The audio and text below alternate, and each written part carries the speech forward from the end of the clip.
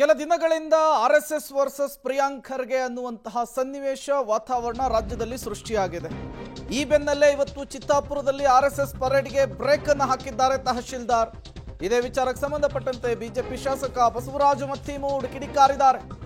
ಜಿಲ್ಲಾ ಉಸ್ತುವಾರಿ ಸಚಿವರ ಒತ್ತಡಕ್ಕೆ ಮಣಿದು ತಹಶೀಲ್ದಾರ್ ಅನುಮತಿ ಕೊಟ್ಟಿಲ್ಲ. ಅನುಮತಿ ನೀಡದಿದ್ರೂ ನಾವು ಕೋರ್ಟ್ನ ಮೊರೆ ಹೋಗ್ತೇವೆ. ಇವತ್ತು ಚಿತ್ತಾಪುರದಲ್ಲಿ ಆರ್ಎಸ್ಎಸ್ ಪಥಸಂಚಲನವನ್ನ ನಡೆಸ್ತೇವೆ ಅಂತ ಹೇಳಿ ಶಪಥ ಮಾಡಿದ್ದಾರೆ. ಸಚಿವ ಪ್ರಿಯಾಂಕ್ ಖರ್ಗೆಗೆ ಶಾಸಕ ಮತ್ತಿಮೂಡ್ ಸವಾಲ್ ಹಾಕುವಂತಹ ಕೆಲಸವನ್ನ ಮಾಡಿದ್ದಾರೆ.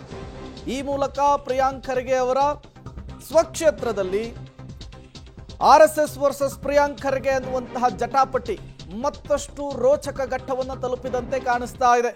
ನಿನ್ನೆ ಸಂಜೆ ಸಾಕಷ್ಟು ಡೆವಲಪ್ಮೆಂಟ್ಸ್ಗಳಾಗಿತ್ತು. ತಹಶೀಲ್ದಾರ್ ನಿರ್ಧಾರ ಏನಾಗಿರುತ್ತೆ ಅನ್ನುವಂತಹ ಕುತೂಹಲ ಇತ್ತು. ಬಟ್ ತಹಶೀಲ್ದಾರ್ ಅಂದುಕೊಂಡಂತೆ ಪರ್ಮಿಷನ್ ಕೊಟ್ಟಿಲ್ಲ. ಈಗ ಕಾನೂನು ಹೋರಾಟಕ್ಕೆ ಆರ್ಎಸ್ಎಸ್ ಮುಖಂಡರು ಮುಂದಾಗ್ತಾ ಇದ್ದಾರೆ. ಕೋರ್ಟ್ನಲ್ಲಿ ಯಾವ ರೀತಿಯ ತೀರ್ಮಾನ ಆಗುತ್ತೆ, ಆ ತೀರ್ಮಾನದ ನಂತರ ಏನೆಲ್ಲ ಬೆಳವಣಿಗೆಗಳಾಗುತ್ತೆ ಮತ್ತೆ ಕುತೂಹಲ ಕೆರಳಿಸ್ತಾ ಇದೆ. ರಾಜ್ಯದಲ್ಲಿ ಪ್ರಿಯಾಂಕಾ ವರ್ಸಸ್ ಆರ್ಎಸ್ಎಸ್ನ ಒಂದು ಫೈಟ್ ತಾರಕಕ್ಕೆ ಏರ್ತಾ ಇದ್ದು, ಇವತ್ತು 19ನೇ ತಾರೀಕು ಏನಂದ್ರೆ ಮಧ್ಯಾಹ್ನ 3 ಗಂಟೆ ಸುಮಾರಿಗೆ ಚಿತ್ತಾಪುರ ಅಂದ್ರೆ ಪ್ರಿಯಾಂಕಾ ಅವರ ತವರು ಕ್ಷೇತ್ರ ಚಿತ್ತಾಪುರದಲ್ಲಿ ಆರ್ಎಸ್ಎಸ್ ಪಥಸಂಚಲನ ಕಾರ್ಯಕ್ರಮ ಹಮ್ಮಿಕೊಂಡಿತ್ತು. ಆದರೆ ಅದಕ್ಕೆ ಅಲ್ಲಿನ ತಹಶೀಲ್ದಾರ್ ನಾಗಯ್ಯ ಅವರು ಅನುಮತಿಯನ್ನು ನಿರಾಕರಣೆ ಮಾಡಿದ್ದಾರೆ. ಏನಂದ್ರೆ ಭೀಮ್ ಆರ್ಮಿ ಅವರು ಕೂಡ ಅದೇ ಸಮಯದಲ್ಲಿ ಪಥಸಂಚಲನ ಮಾಡ್ತಾ ಇರೋದ್ರಿಂದ ಕಾನೂನು ಸುವ್ಯವಸ್ಥೆ ಹಾಳಾಗುತ್ತೆ ಎಂಬ ಕಾರಣವನ್ನು ನೀಡಿದ್ದಾರೆ. ಸೊ ಇದ್ರ ಬಗ್ಗೆ ಮಾತಾಡೋಕ್ಕೆ ಬಿಜೆಪಿ ಶಾಸಕರಂತ ಮತ್ತಿಮೂಡ್ ಅವರು ನಮ್ಮೊಂದಿಗೆ ಇದ್ದಾರೆ. ಸರ್, ಈಗ ಪ್ರಮುಖವಾಗಿ ಇವತ್ತು ನೀವು ನಡೆಸ್ತಾ ಇರುವಂತಹ ಕಾರ್ಯಕ್ರಮಕ್ಕೆ ತಹಶೀಲ್ದಾರ್ ಅವರು ಅನುಮತಿ ಕೊಟ್ಟಿಲ್ಲ, ತಮ್ಮ ರಿಯಾಕ್ಷನ್ ಏನು? ನಾನು ಚಿತ್ತಾಪುರ ತಾಲೂಕಿನ ತಹಶೀಲ್ದಾರ್ ಕೇಳಿಗೆ ಇಷ್ಟೇ ಬಯಸ್ತಾ ಇದ್ದೀನಿ. ಪರ್ಮಿಷನ್ ಕೊಡೋದಿದ್ದಿಲ್ಲ ಅಂದ್ರೆ ಅವ್ರು ಬಲ್ಲಿ ದುಡ್ಡು ಯಾಕೆ ಕಟ್ಕೊಂಡ್ರು, ರಿಸಿಪ್ಟ್ ಯಾಕೆ ಕೊಟ್ಟಿದ್ರು, ಆದ್ರಿಂದ ಮೊದಲನೇ ಮಾಡಬೇಕಾಗಿತ್ತು ಅವರು, ಇಲ್ಲ ಕೊಡೋಕ್ಕಾಗಲ್ಲ ಅಂತೇಳಿ ಎಲ್ಲ ಕೊಟ್ಟು ಅಲ್ಲಿದ್ದಂಥ ನಮ್ಮ ಜಿಲ್ಲಾ ಉಸ್ತುವಾರಿ ಮಂತ್ರಿಗಳಿಗೆ ಮಣಿದಿ ಅವರು ಅನ್ಕ ಪರ್ಮಿಷನ್ ಕೊಡ್ತಾ ಇಲ್ಲಂತ ಕೆಲಸ ಮಾಡ್ತಾ ಇದ್ದಾರೆ. ಇದು ಕಾರ್ಯಕ್ರಮ 19 ನಡೀತಕ್ಕಂಥ RSSನ ಕಾರ್ಯಕ್ರಮ, ಪಥ ಸಂಚಲನ ಕಾರ್ಯಕ್ರಮ 15 ದಿವಸ ಹಿಂದ್ಗಡೆನೇ ಫಿಕ್ಸ್ ಆದಂಥ ಕಾರ್ಯಕ್ರಮ. ಎಲ್ಲ ತಯಾರಿ ಕೂಡ ನಾವು ಮಾಡ್ಕೊಂಡಿದ್ದೇವೆ. ನಾವು ಸಂವಿಧಾನ ಪರವಾಗಿ ನಾವು ಕೆಲಸ ಮಾಡ್ತಕ್ಕಂಥದ್ದು, ಸಂವಿಧಾನ ವಿರುದ್ಧ ನಾವು ಏನು ಮಾಡ್ತಲ್ಲ. 100 ವರ್ಷ ಇದ್ದಂಥ RSSನ ಇದು ಸಂಘಟನೆ ಇವತ್ತಿಂದ ನಿನ್ನಿದೇನಲ್ಲ, ಇತಿಹಾಸದಲ್ಲೇ 100 ಇಯರ್ಸ್ ನಡೀತಕ್ಕಂಥ ಇದು ಸಂಘಟನೆಯಲ್ಲಿ ನಾವು ಕೆಲಸ ಮಾಡ್ತಾ ಇದ್ದೀವಿ. ಅನೇಕ ಯಾವುದು ಪಾರ್ಟಿ ಪಕ್ಷ ಅಲ್ಲದೆ ಅನೇಕ ಜನರು ಕೂಡ ಎಲ್ಲ ಪಕ್ಷದವರು ಇದರಲ್ಲಿ ಭಾಗವಹಿಸ್ತಕ್ಕಂಥ ಕೆಲಸ ಮಾಡಿದ್ದಾರೆ. ಸಾಮಾನ್ಯ ಜನರು ಕೂಡ ಭಾಗವಹಿಸ್ತಕ್ಕಂಥ ಕೆಲಸ ಮಾಡಿದ್ದಾರೆ. ಇವತ್ತು ನಾವು ಕನ್ಯಾಕುಮಾರಿ ಕಾಶ್ಮೀರವರೆಗೂ ಕೂಡ ಯಾವುದಾದ್ರೂ ಕೂಡ ಇದು RSS ಇವತ್ತು ಕೆಲಸ ನಿಂದಿಸಲಿಕ್ಕಾಗಿದ್ದ ಯಾವುದೂ ಆಗಿಲ್ಲ.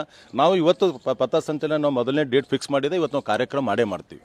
ಪ್ರಮುಖವಾಗಿ 12 ಪ್ರಶ್ನೆಗಳನ್ನು ಕೇಳಿದ್ರು. RSSನ ನೋಂದಣಿ ಪತ್ರ ಕೊಡಿ, ಲಾಠಿಯನ್ನ ಕೈಯಲ್ಲಿ ಯಾಕೆ ಹಿಡಿತೀರಿ, ಇಂಥ ಒಂದು 10-12 ಪ್ರಶ್ನೆಗಳನ್ನ ಕೇಳಿದ್ರು. ಇದಕ್ಕೇನಂತೀರ? ಇಲ್ಲಿ ಜಿಲ್ಲಾ ಉಸ್ತುವಾರಿ ಮಂತ್ರಿಗಳು ಕೇಳಕ್ಕೆ ನಾನು ಇಷ್ಟೇ ಬಯಸ್ತಾ ಇದ್ದೀನಿ. ಇಲ್ಲಿವರೆಗೂ ಗುಲ್ಬರ್ಗದಾಗ ನಡೆದಂಥ ಎಲ್ಲ ಕಮ್ಯುನಿಟಿಗೆ ಅದೇ ಲಾಗೋ ಮಾಡಬೇಕು ಅವರು. ಇವತ್ತಿನ ಹೊಸದಾಗಿ ನಾವು RSS ಹೊಸದಾಗಿ ಯಾವುದಾದ್ರೂ ಕೂಡ ಯಾಡ್ ಮಾಡ್ಕೊಂಡು ಕಾರ್ಯಕ್ರಮ ಮಾಡ್ತಾ ಇದ್ದೀವಿ.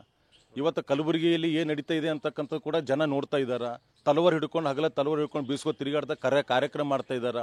ಎಲ್ಲಕ್ಕೂ ಬಿಟ್ಟು ಖಾಲಿ RSSಗೆ ಯಾಕೆ ಇವರು ಅದಕ್ಕೆ ತೊಗೊಂಡಿದ್ದಾರೆ, ಮೈಮೇಲೆ ತೊಗೊಂಡು ಕಾರ್ಯಕ್ರಮ ಮಾಡೋಕ್ಕೆ ಅವ್ರನ್ನ ಅನುಮತಿ ಕೊಡ್ತಾ ಇಲ್ಲ. ಯಾವುದು ಕೂಡ RSSಲ್ಲಿ ಹೊಸದು ಯಾವುದು ಯಾಡ್ ಮಾಡಿ ನಾವು ಕಾರ್ಯಕ್ರಮ ಮಾಡ್ತಾ ಇಲ್ಲ. 100 ವರ್ಷ ಇತಿಹಾಸ ಇದ್ದಂಥ ನಾವು ರಾಷ್ಟ್ರೀಯ ಸ್ವಯಂ ಸೇವಕ ಸಂಘ, 100 ವರ್ಷ ಇತಿಹಾಸದಲ್ಲಿದ್ದಂಥ ಸಂಘ, ಯಾಸ್ ಇಟ್ ಇಸ್ ಪೈಲೇ ನಡೆದ ಇವತ್ತಿನ ಡೇಟಿಗೂ ಅದೇ ಇದೆ. ಯಾವುದು ಚೇಂಜಸ್ ನಮ್ಮಲ್ಲಿ ಯಾವುದೂ ಕೂಡ ಆಗಿಲ್ಲ. ಇನ್ನು ಯಾವಾಗ ಚಿತ್ತಾಪುರದಲ್ಲಿ RSS ಪಥಸಂಚಲನಕ್ಕೆ ಅನುಮತಿ ನಿರಾಕರಿಸಿದ್ರು, ಇವ್ರಿಗಿರ್ತಕ್ಕಂಥ ಆಯ್ಕೆ ಬೇರೇನೂ ಇಲ್ಲ, ಕೋರ್ಟ್ ಮೊರೆ ಹೋಗಬೇಕು.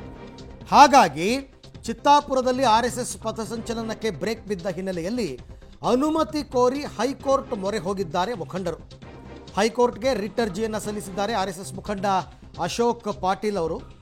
ಗೊತ್ತಿಲ್ಲ ನನಗೆ, ಇವತ್ತು ಸಂಡೇ, ಇವತ್ತೇನಾದ್ರು ತುರ್ತಾಗಿ ಅರ್ಜಿಯನ್ನು ಕೈಗೆತ್ಕೊಂಡು ಇವತ್ತೇನಾದ್ರು ಆದೇಶ ಬರುತ್ತಾ ಅಥವಾ ಆಕ್ಷೇಪಣೆ ಸಲ್ಲಿಸಿ ಅಂತ ಹೇಳಿ ಮುಂದಕ್ಕೆ ಹಾಕ್ತಾರಾ, ಇವತ್ತಿಲ್ಲ ಇನ್ನೊಂದು ದಿನ ಮಾಡಬಹುದು.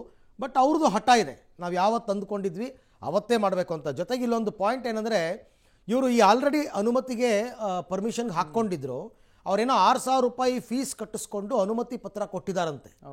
ಈಗ ನಿರಾಕರಿಸ್ತಾ ಇದ್ದಾರೆ, ಯಾಕೆ ಅಂತ ಈ ಬಗ್ಗೆ ಮತ್ತಷ್ಟು ಮಾಹಿತಿ ನನ್ನ ಕೊಲೀಗ್ ಪ್ರವೀಣ್ ರೆಡ್ಡಿ ಅವರಿಂದ ಪಡ್ಕೊಳ್ಳೋಣ. ಪ್ರವೀಣ್, RSS ಅವರ ಲೆಕ್ಕಾಚಾರ ಇರೋದು ಇವತ್ತೇ ಮಾಡಬೇಕು ಪಥಸಂಚಲನ ಅಂತ. ಬಟ್ ಇವತ್ತು ಭಾನುವಾರ ಕೋರ್ಟ್ನಲ್ಲಿ ವಾದ ಪ್ರತಿವಾದ ನಡೆಯುತ್ತಾ, ಇವತ್ತೇ ಪರ್ಮಿಷನ್ ಸಿಗಬಹುದಾ, ಸಿಗದೇ ಇರ್ಬೋದಾ, ಏನು ಲೆಕ್ಕಾಚಾರದಲ್ಲಿದ್ದಾರೆ RSS ಮುಖಂಡರು ಅಂತ?